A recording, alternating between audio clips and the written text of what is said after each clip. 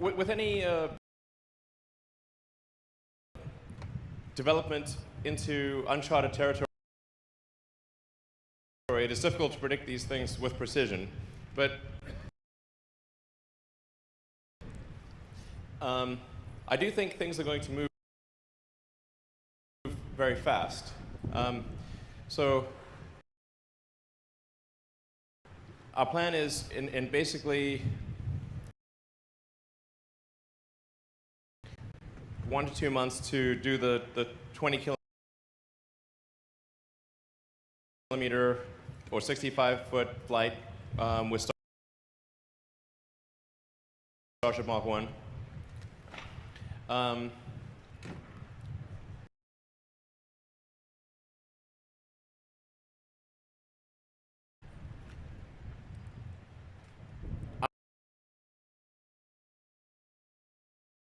Our next flight after that might actually just be all the way to orbit with a booster and the ship. I'm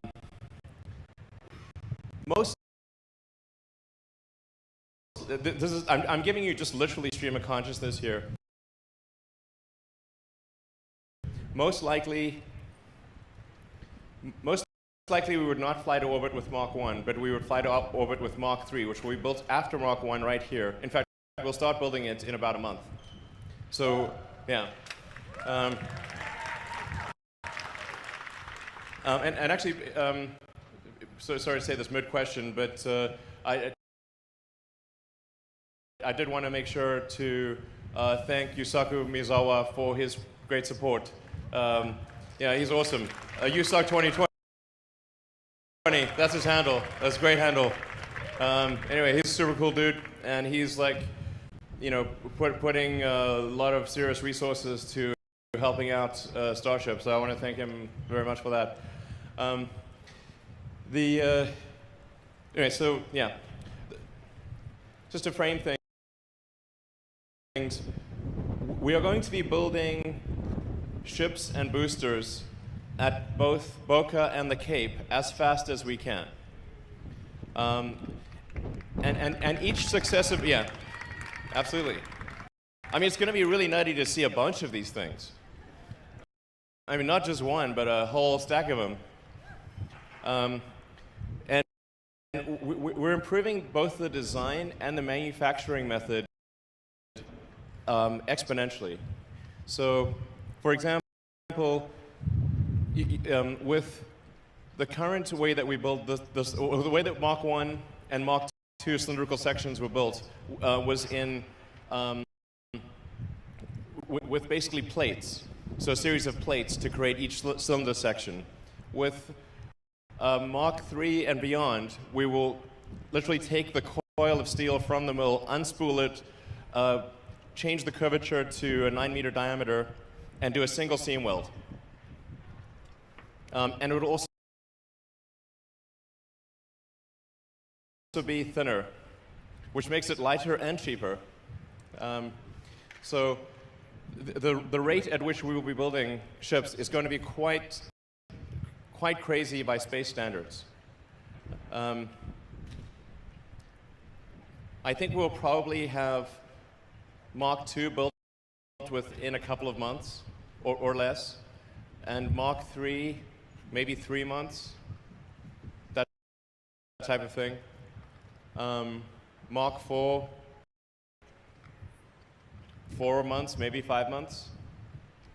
And we would seek to go to orbit with probably Mark 4 or Mark 5.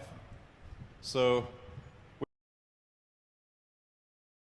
we would, I mean, this is going to sound totally nuts, but I think we want to try to reach orbit in less than 6 months. I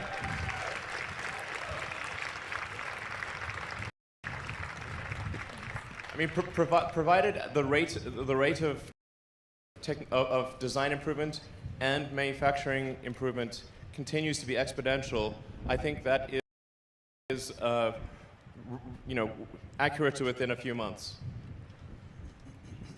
Yeah. Hi, Elon. My name is Steve Clark. I'm with the Brownsville Herald. Back in September 2014 at the groundbreaking, you said that the first crewed interplanetary mission could possibly leave.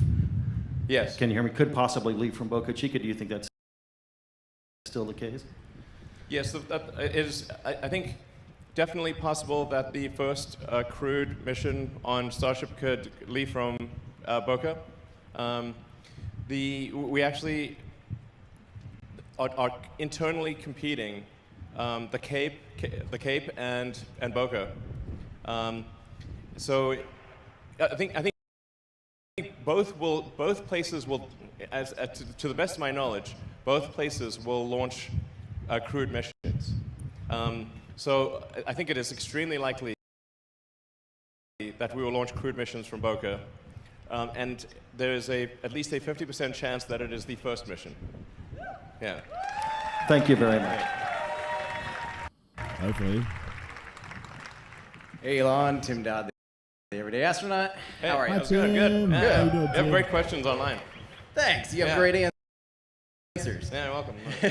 So that belly flop to tail down maneuver, I Yeah. mean, that's something to see. Is that first one, this one right here, 20 kilometers, is it going to come in that hot and do that flip that fast right here, or is it going to be out on the drone ship? Like, that's No, crazy. it's basically right where Hopper took off.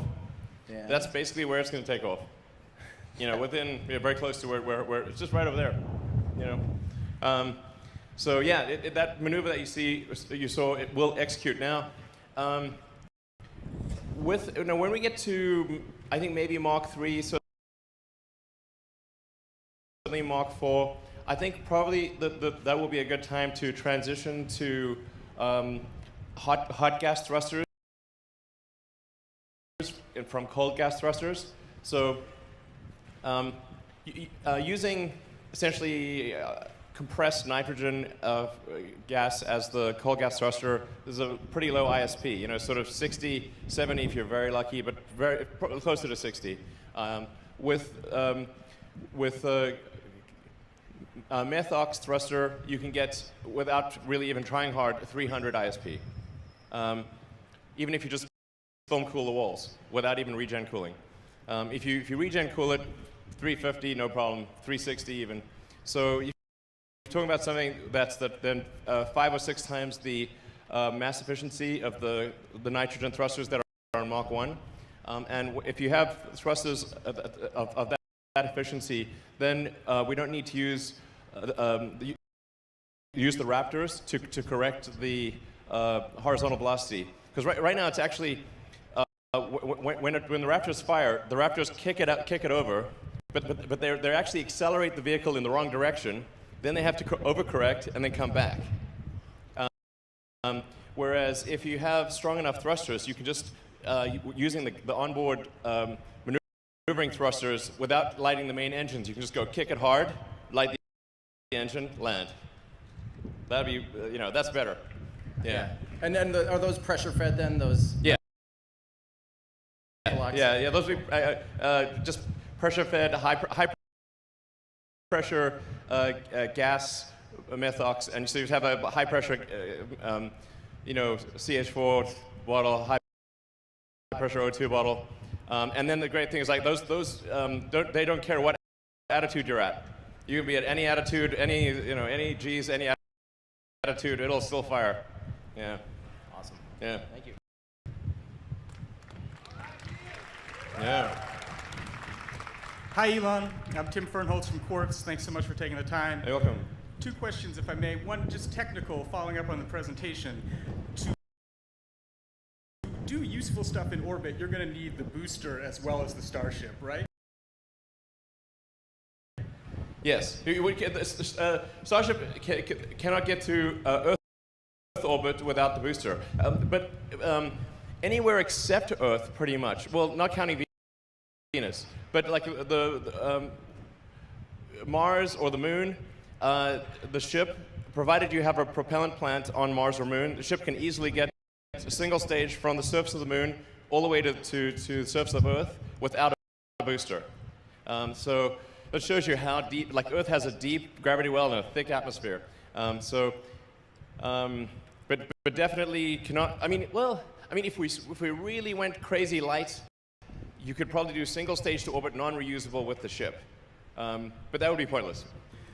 Elon, I just wanted to ask, NASA Administrator Jim Bridenstine had a tweet last night about this presentation. He's concerned, I guess, about enthusiasm for SpaceX's various programs. I'm just curious if you have any comment or response to that. Yeah, I mean, for sure, from a SpaceX resource standpoint, our resources are overwhelmingly on Falcon and Dragon. That is, to be clear, it was really quite a small percentage of SpaceX that did this Starship. Less than 5% of the company, basically. The really hard part that requires a lot of resources is optimizing something past the initial prototype phase and bringing it into volume production. So yeah, to be clear, like the vast majority of our resources are on Dragon and Falcon, especially Crew Dragon. Thank you. Yeah. Hey, Elon. Chris Gebhardt with NASA Spaceflight.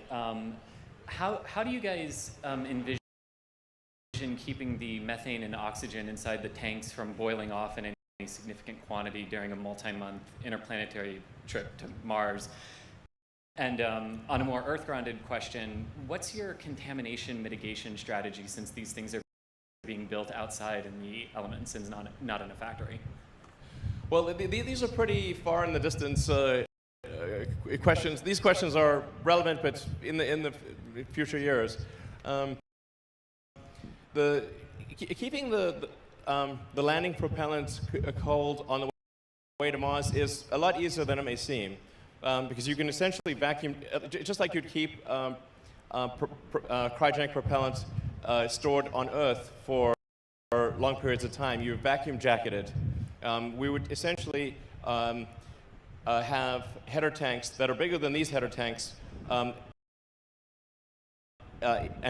vent them to vacuum. So you would just basically have a tank inside a tank with multi-layer insulation, and this way you can keep things cryogenic for months, no problem. It requires very little energy you don't even really need to worry about boil off. You could apply some energy to cryo-cool it, but you don't really need to. You'd have a tiny amount of boil off. In vacuum, things are kind of weird. They're not like on Earth because you have no convective cooling, really, in zero-G. So you actually have the sun side of your rocket is very hot, and the not sun side of your rocket is at 3 degrees Kelvin. So it's super cold. So you just like keep your cold stuff on the cold side and the hot stuff on the hot side, and it's pretty. This is not a problem to manage. For the long-term stuff, for sort of what's called contamination of Mars, I think this concern. First of all, we'll do everything we can to mitigate it, obviously. But at the end of the day, if you're going to send people to Mars, that's a pretty big contaminant, But I really don't think that some Earth-based bacterium is going to be able to migrate much through Mars. The thing that makes Mars very difficult is that it is both cold and has high ultraviolet. So if it was either cold or ultraviolet, you could evolve to deal with it. But the cold slows down metabolic processes, and then the ultraviolet shreds the DNA. So you're cold and shredded. This is very difficult for things to exist on the surface of Mars, and that's why we have not found any traces of life on the surface of Mars to date. If there is any life, it'll be very deep underground, and I think very resilient. Yeah. Cool. Thank you. All right. It's also worth noting that over time, there have been meteors, there have been chunks of Earth that have been chipped off by meteors, and chunks of Mars that have been chipped off from Mars. And Earth and Mars have actually exchanged material many times over the last several hundred million years. Hey, Elon, it's Chris Davenport from the Washington Post. Hey. Curious about your vision for this area. I mean, when you drive by and you see this, it's surreal. This is surreal. Yeah, but I know your vision isn't maybe like a government launch site, like a Cape Canaveral.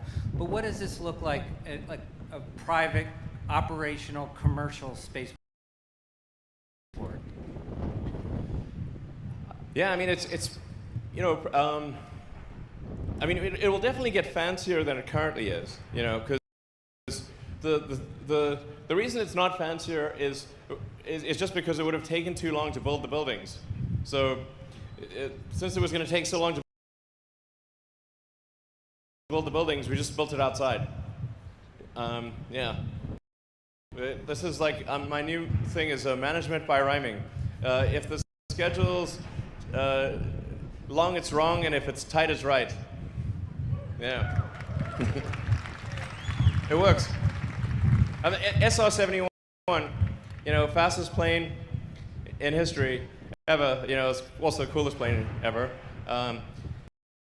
You know, it had no anti-missile defenses except one: accelerate. Yeah. Zero.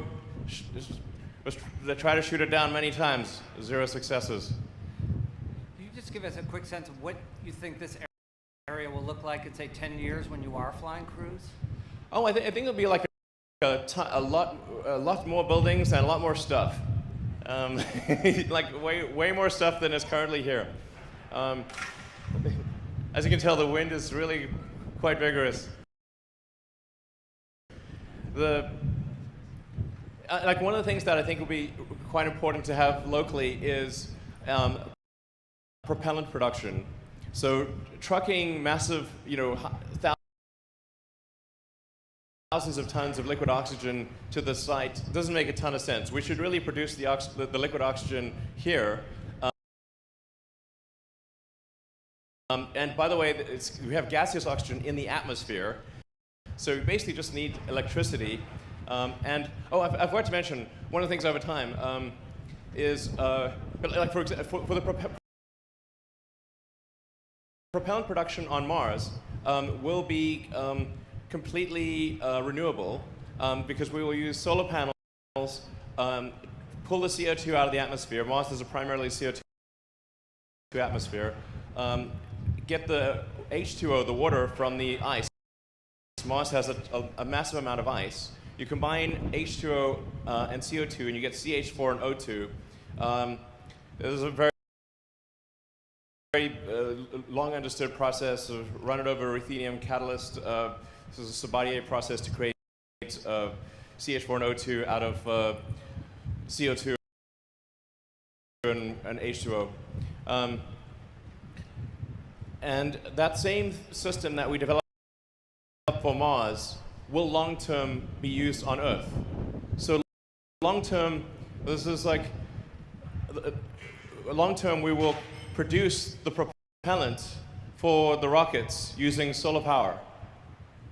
And pull the CO2 from Earth's atmosphere, use water, combine that to create CH4 and O2 on Earth. And so the long-term outcome will be quite sustainable and renewable for Earth and Mars.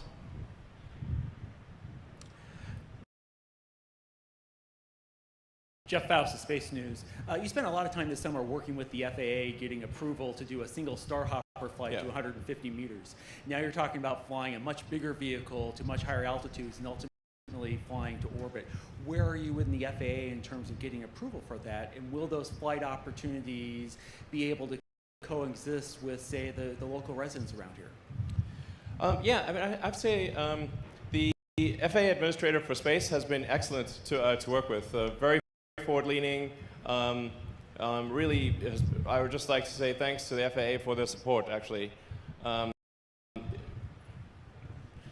mean, really, there's, you know, minimal delays related to regulatory activity, and they've been really very reasonable, and so, you know, the support's very much appreciated. So, you know, I think the FAA is, like, asks, you know, good questions, and wants to make sure things are safe, as do we. And so we're going to make sure that there's the risk to the public is extremely, vanishingly small. Almost nothing, basically. Apologies, everyone, for so- the live stream. It's It's the same sort of thing that we've had that we deal with on Falcon 9 and Dragon, and has gone very well, for the 17 years that SpaceX has been around. So I feel pretty optimistic about things.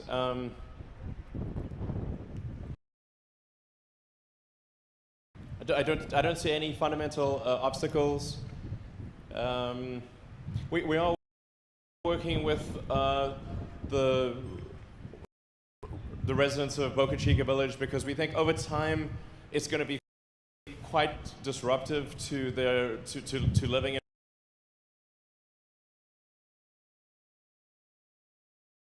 living in Boca Chica Village, because it'll end up needing to get cleared for safety a lot of times. So I'd say probably not very, there would be just not very comforting to the Boca Chica Village. I think the actual danger to Boca Chica Village is low, but it's not tiny. So therefore, we want super tiny risk. So probably over time, better to buy out the villages, and we've made an offer to that effect. Yeah. Thank you, Elon. It's Tarek Malik from Space.com, and I was curious with the design update here, if 100-person crew size for base flights is still kind of the target now, and how the life support. Sorry, could you talk a bit louder? The wind is like howling in my ear, unfortunately. Sure. Yes, with the design update here, I'm curious if the 100-person crew size target is still the main target for base crew flights, and how the life support system for that is being developed for both the initial test flights and then maybe for Mr. Miyazawa's flight too in the upcoming years. Thank you. Yeah, I think I think you could still do 100 people.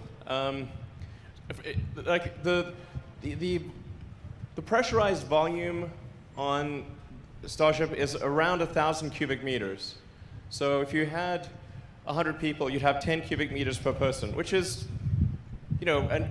especially in like a 0G situation, that's actually quite a lot of room. Unlike a 1G situation, you only get to use one surface, really, live on one surface in a 1G situation, but in a 0G situation, you can live on 6 surfaces. You can like all 6 sides of a cube.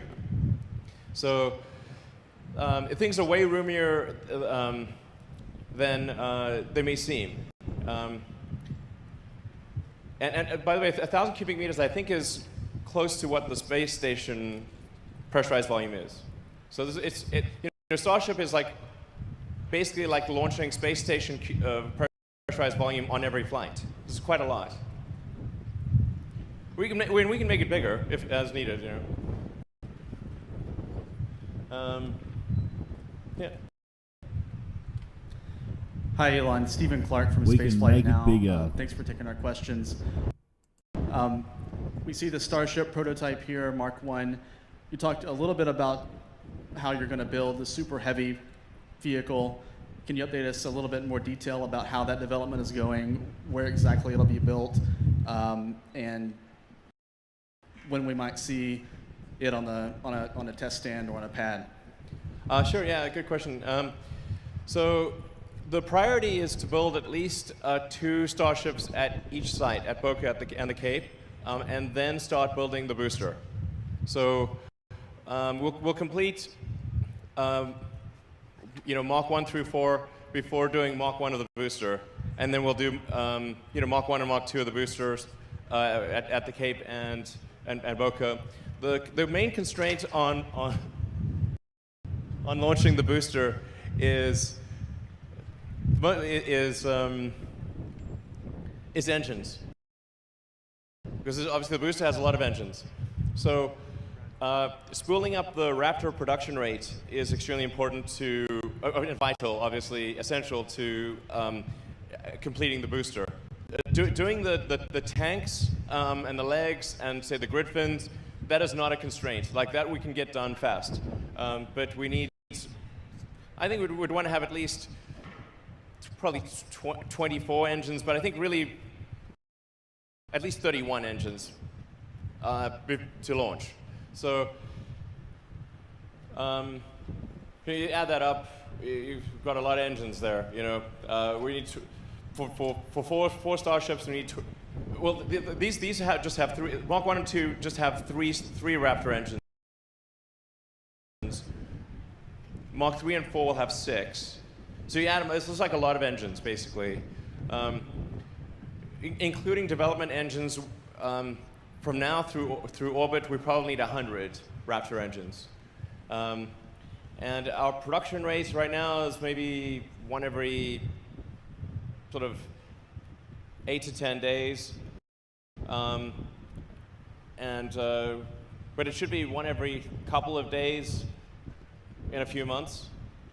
And then our target is to get to a Raptor engine every day by Q1 next year, or sooner.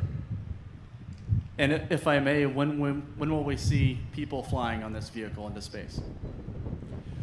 Well, I think we could potentially see people fly next year. You know, if we get to orbit in about 6 months, then we have remember it's designed to be a reusable rocket, so a reusable booster, reusable ship, so we can do many flights to prove out the reliability very quickly. So whereas with an expendable vehicle, you have to build, if you want to do 10 flights, let's say, to prove out the viability of an expendable vehicle, you need to build and destroy 10 vehicles. Whereas we can do 10 flights, you know, within basically 10 days.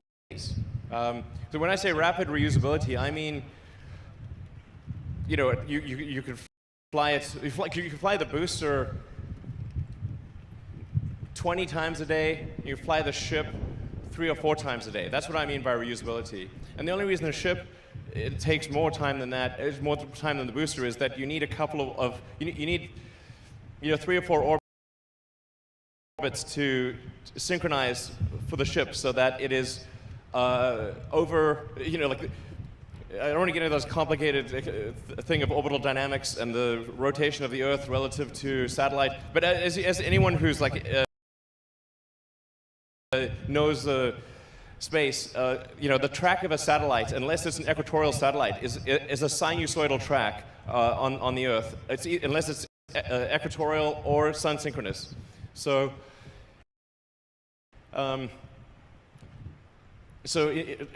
know, launching sort of due east, you have to kind of wait for the orbits to the ground path to sync up with the launch site, and that's the only reason it really takes, like, you know, maybe 6 hours or something like that to sync up and land back at Boca or the Cape.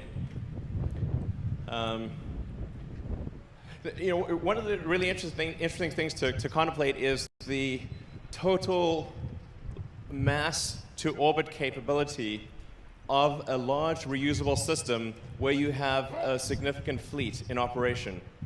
You know, if you've got something like Starship where you've got, you know, maybe 150 tons capable to orbit, and the ship can fly, is capable of, say, theoretically flying 4 times a day.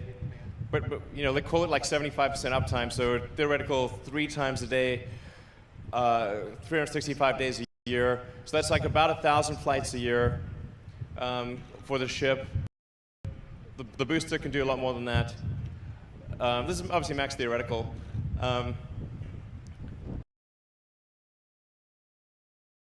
And you've got, you know, 150 tons. That's 150,000 tons to orbit per year per ship. And if you've got, say, 10 ships, you would have 1.5 million tons to orbit per year. 20 ships, you've got 3 million tons orbit a year. I think the total rest of world capacity, if you take all rockets on Earth, including Falcon, the total capacity to orbit, I think, is around 200 to 300 tons currently. Total Earth capacity to orbit is about 200 to 300 tons if all rockets launched at max rate. So we're talking about something that is, with a fleet of Starships, 1,000 times more than all Earth capacity combined. All other rockets combined would be 0.1%, including ours. But you kind of need that if you're going to build a city on Mars. So it's got to be done. It's got to be done.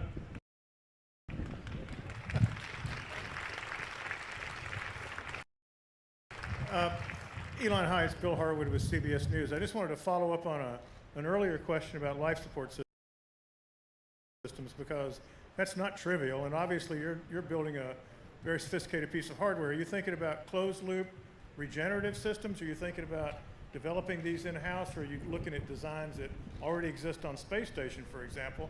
And what are you shooting for initially? I know you're not going to be launching 100 people on your first flight, but what sort of a crew complement can we expect on those initial test flights, and how sophisticated does that life support system need to be? Thanks. Yeah, I think for sure you'd want to have a regenerative life support system. So that just means you're recycling everything. You know, that's for sure important if you're on a several months journey to Mars and then you know on the surface for 18 months. It's regenerative is a kind of a necessity. So I don't think it's actually super hard to do that. Relative to the spacecraft itself, the life support system is pretty straightforward. Yeah, you just got to take, yeah, it's pretty straightforward. You got to take out the water vapor and the CO2, convert that back to O2. It's not super hard. The early flights of Starship would not have any people on board. It would just be in automatic mode. It would only be later flights that would have people on board. So I think like even the first flights to Mars, we would send at least a couple of ships, have them just land automatically before sending people. Yeah. Take about 2 more questions. Hi, Elon. Eric Berger with Ars Technica. I would just argue the X-15 was the coolest plane of all time. And my question, I guess, is, we're not really used to seeing hardware built in less than a year. Can you talk about the timeline for this vehicle, like when you started fabricating it and how you went so quickly on it? Thank you. Actually, I'm not sure. I think like up until October last year, we were pursuing a completely different design. So it was really, I switched the design to steel, I think, yeah, approximately maybe October last year. And then it's like, okay, so what's the fastest we can build a steel, ship in Texas? And then I think we built it in about 4 months or something, maybe 5 months. And then the ship, I think I'm not sure exactly when we started building it, but yeah, maybe about 4 months ago that we started building the ship, maybe 5. So it's been 4 or 5 months since we started building the ship from nothing, I think. Yeah, something like that. And how did you go so fast? Well, I have this mantra called, if the schedule's long, it's wrong. If it's tight, it's right. Yeah. And just basically just go recursive improvement on schedule. And say with feedback loop, did this make it go faster? Okay, if it didn't, we're going to need to fix it. If the design takes a long time to build, it's the wrong design. This is the fundamental thing. Over and over, it's like the tendency is to complicate things. And I have another thing, which is like the best part is no part. The best process is no process. It weighs nothing, costs nothing, can't go wrong. So as obvious as that sounds, the best part is no part. Like the thing I'm most impressed with when I have the design meetings at SpaceX is what did you undesign? Undesigning is the best thing. Just delete it. That's the best thing. Yeah. Hey Elon, Robin here from supercluster.com. My question is about potential fund synergy between SpaceX and your other projects. One, is there a concept for a Tesla Mars rover? Two, are you going to be launching? Yeah, is there a concept already? Well, actually, the Teslas will work on Mars. You know, if you can either you can just drive them pretty much, because electric cars don't need oxygen; they don't need air, so you can just drive them around, no problem. Are you going to bring a boring machine to the moon or Mars? I think that would be a good idea. Me too. Yeah, because you could just make as much room as you want underground, and you protect it from radiation and everything, and you can probably use the materials for building, and you need to mine ice and dirt anyway, so why not? You know, totally. Thanks, Elon. And I don't believe you about the aliens. I hope I'm wrong. I mean, I hope they're well, if they are here, I hope they're nice. You know, they haven't killed us yet, so they must be not that bad. All right, any other questions? Just one? Okay. Hi, Elon. I'm Martin Avignon from the SpaceX subreddit. We crowdsourced a few questions. It sounds like I only have time for one, but oh well. I was wondering, could you elaborate on the number of engines that will be used for the boost back and entry burns on Starship, and what the dry landing weight of the Super Heavy will be? Oh yeah, so Starship wouldn't really. There's the 20-kilometer thing, which is mostly. It's going to have 3 engines, but you only really need either 2 of them to work at any given point in time. But the ship, when it's in orbital operation, will only need a tiny bit of impulse to deorbit. You need a very tiny, less than 5% of the mass of the vehicle is needed to deorbit. So you just really puff one of the engines, and the main thing is trying to get the control. How do you shut off the thrust really precisely, so that you don't over or undershoot your target. And then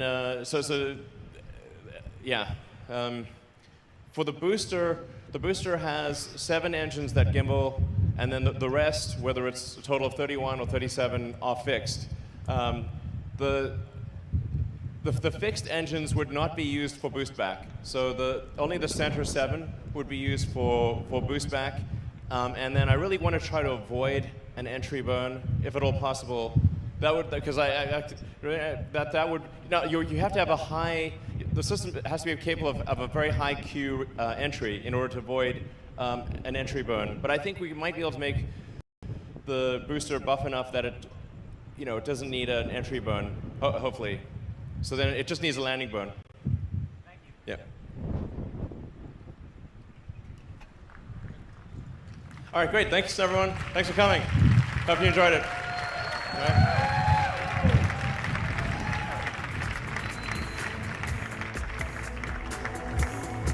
And that's the conclusion of Elon Musk's Starship presentation.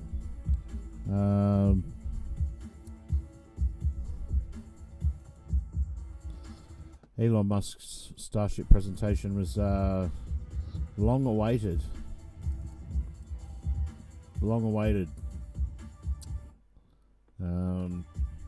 They've recently changed. I'll just get rid of that.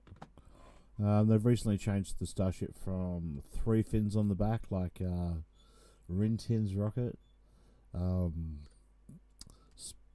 Elon Musk is a big fan of Rintin's rocket. Remember Rintin? It was like a comic book from the 30s, something like that, I believe. But the Rintin's rocket had actually had 4 prongs, and it landed on those prongs.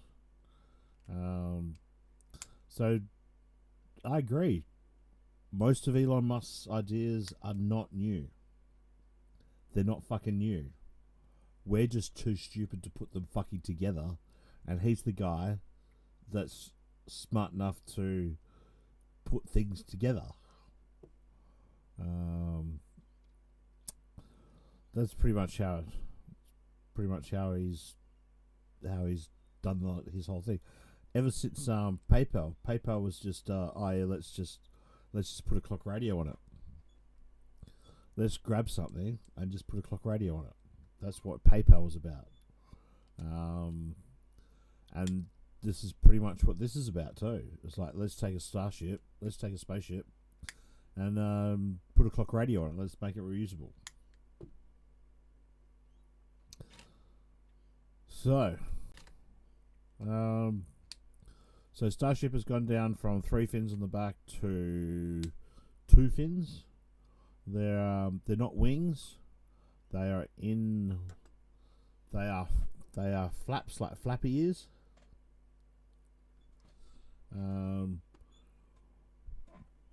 Just because of the angle of descent through the atmosphere that the Starship's going to make. It's going to fall like a what do they say? Fall like a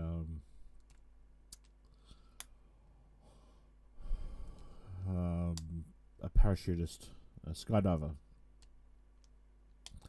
Yeah, well, that concludes this morning's streaming. Hope you enjoyed it. Hope you learned something. Elon Musk is full of information. Ciao.